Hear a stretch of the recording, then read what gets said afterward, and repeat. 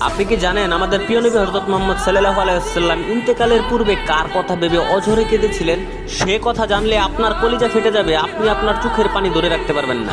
সৃষ্টির শ্রেষ্ঠ মানব আজ মৃত্যু সজ্জায়, প্রচন্ড জ্বরে তার শরীর পুড়ে যাচ্ছে, ব্যথায় তিনি বারবার তার কপালে পানির জাপটা দিচ্ছেন আর বলছেন, আহ, মৃত্যু যন্ত্রণা কত কঠিন।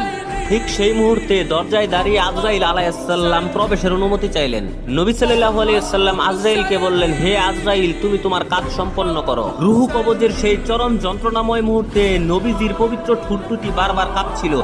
আয়েশা রাদিয়াল্লাহু তাআলা আনহু কানে কান পেতে শুনলেন, নিজের জীবনের শেষ রক্তবিন্দু দিয়ে নবী সাল্লাল্লাহু আলাইহি ওয়াসাল্লাম আর্তনাদ করে বলছেন, উম্মতি উম্মতি, অর্থাৎ শেষ নিঃশ্বাসের সময় পর্যন্ত তিনি নিজের কথা ভাবেননি, ভেবেছেন শুধু আপনার আর আমার মতো গুনাহগার উম্মতের কথা। যে নবীর মৃত্যুর যন্ত্রণার মাঝেও আমাদের জন্য অঝরে কেঁদেছেন, সেই দয়ালু নবীর জন্য আমরা কি আমাদের জীবন দিতে পারবো? যদি আপনি জীবন দিতে প্রস্তুত থাকেন